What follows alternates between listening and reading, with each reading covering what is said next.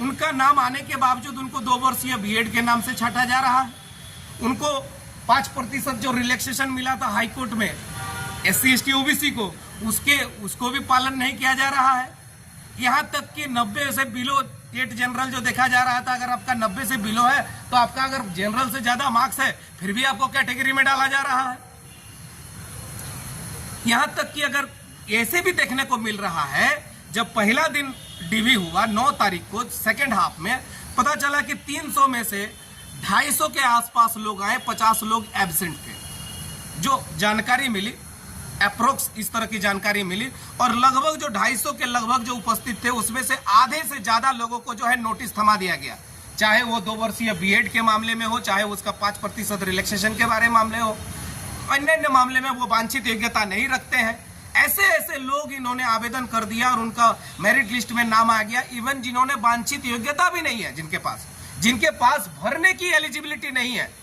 तो आप समझ सकते हैं कि किस तरह के दौर से ये चीजें गुजर रही है। हम लोग विधायक नेता मंत्री के पास जा रहे हैं तो उनका कहना है ऑटोनोमस बॉडी है JSSC। ठीक है, सरकार के और यहाँ राज्य के जनता के टैक्स से ही जो है JSSC चल रही है। उनकी एक पद्धति हो सकती है, चयन प्रक्रिया हो सकती है, नियमावली में कहीं हमारा जिक्र नहीं है नॉर्मलाइजेशन का। राज्यपाल का साइन होकर के, महामहिम राज्यपाल के साइन होकर के जो नियमावली जो है प्रस्तुत की गई है JSSC को विज्ञापन के रूप में जो JSSC निकाली है, तो नियमावली में कहीं नॉर्मलाइजेशन का जिक्र नहीं है। अब एक नया फंडा लेकर के आ गए हैं नॉर्मलाइजेशन। अब नॉर्मलाइज करके आप जो है सीट को वैकेंट रख रहे हो, तो हमारा आग्रह होगा कि इस विषय पर गंभीर से गंभीर निर्णय लिया जाए और जल्द से जल्द इस पर किया जाए, क्योंकि इस पर आगे आने वाले दिनों में जो रिजल्ट होना है, चाहे वो SST के हैं, चाहे वो भाषा के हैं, चाहे वो आपका 1 से 5 के लिए हो, सभी पर यह असर पड़ने वाला है। सीट रहेंगी, रिस्पॉन्स सीट के आधार पर क्वालिफाइंग कैंडिडेट भी रहेंगे, एप्लीकेंट भी रहेंगे, बट आपका जो है DV लिस्ट में नाम नहीं आएगा। ये परिस्थिति आने वाली है। इसलिए सभी लोगों को, आप समझ रहे हैं कि जब भाई पता चला कि जब विज्ञापन में अमेंडमेंट हो ही नहीं सकता है, एडवर्टाइजमेंट में अमेंडमेंट, आफ्टर एडवर्टाइजमेंट कोई अमेंडमेंट एप्लीकेबल हो ही नहीं सकती है, तो फिर एडवर्टाइजमेंट को अमेंडमेंट क्यों किया गया?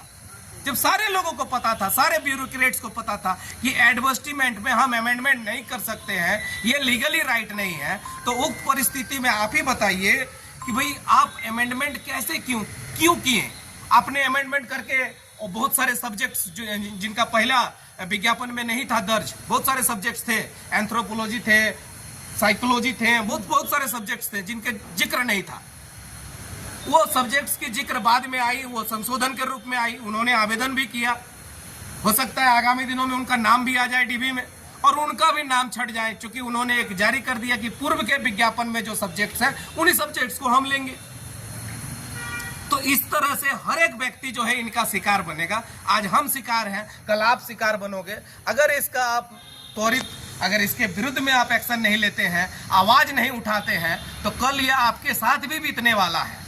इसीलिए तमाम लोगों से मैं, चाहे वो BEd 2 वर्षीय BEd हो, चाहे वो 5% रिलैक्सेशन के कारण वंचित हो रहे हो, चाहे और अन्य किसी विषय पर वो वंचित हो रहे हो, चाहे रिजेक्शन का मामला हो, JTET होने के बावजूद चाहे रिजेक्शन का मामला हो, चाहे साइंस में क्वालिफाई होने के बावजूद भी उनका DV में नाम नहीं हो, सारे लोगों को एकजुट होने का समय है। चाहे SST के हो, चाहे भाषा के हो, चाहे 1 से 5 के अभ्यर्थी हो। अब समय है कि एकजुटता दिखाइए, और एकजुटता दिखा करके जो है चीजों को आप जितना हमारे पक्ष में ला सकते हैं, जितना हमसे संभव हो सकता है उतना लाने का है। आप तमाम लोग जानते हैं कि पिछले 3 दिनों से हम लगातार JSSC सेक्रेटरी, JSSC के चेयरमैन, हमारे माननीय जोगेंद्र प्रसाद जी, मंत्री जी, दीपिका सिंह पांडे, तमाम लोगों से हम लोग मिले, कुणाल सारंगी, इवन ज्योद्राज जो आपका PIL जो किए थे उनके एडवोकेट से मिले, कई लोगों से हम लोगों ने मिलने के उपरांत एक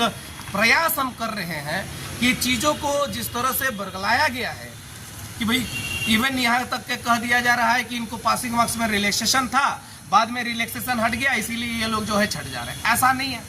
पासिंग मार्क्स में रिलैक्सेशन हटने के बाद वो तो हमारे साथ ज्यादती हुई है, क्योंकि पासिंग मार्क्स में पहले हमको रिलैक्सेशन मिला, हम लोगों ने पासिंग मार्क्स के रिलैक्सेशन के साथ जो है परीक्षा लिखा, बाद में हम लोगों को पता चला परीक्षा लिखने के बाद रिलैक्सेशन हटा दी गई। हमने उनको भी स्वीकार किया कि चलिए, हमारे बहुत सारे साथी, क्योंकि 10 साल से हम नियुक्ति का इंतजार कर रहे हैं, नियुक्ति प्रभावित न हो, इसलिए हम आगे बढ़ गए। हम चाहते तो उसको कोर्ट में चैलेंज कर सकते थे। यहाँ तक कि हम जो है सरकार के तरफ से भी समाचार पत्रों से पता चला कि सरकार भी जो है उस पर अगेंस्ट में जा सकती है।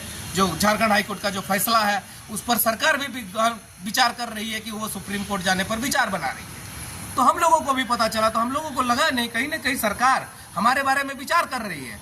पूर्व में जब ये विज्ञापन आया था, उस समय जब हम लोग बात करते थे सरकार से, तो सरकार के जितने भी नेता, मंत्री, पदाधिकारी, ब्यूरोक्रेट्स हैं, सब सारे लोग कहते थे कि भाई 13,000 पद है, 13,000 तुम लोग पारा टीचर हो, सब के सब आ जाओगे टीटी पास। आज पता चला कि 13,000 पद है और 13,000 से भी हम कम है पारा टीचर, और सारे के सारे क्वालिफाइड हैं। बट हमको लगता है कि आधा से भी ज़्यादा लोग, आधा से भी कम लोगों का होना है। तो ये परिस्थिति है। अब आगे हम लोग देखते हैं, सभी लोग विचार करेंगे, विचार करने के बाद आगे की रणनीति हम लोग बनाएंगे। धन्यवाद।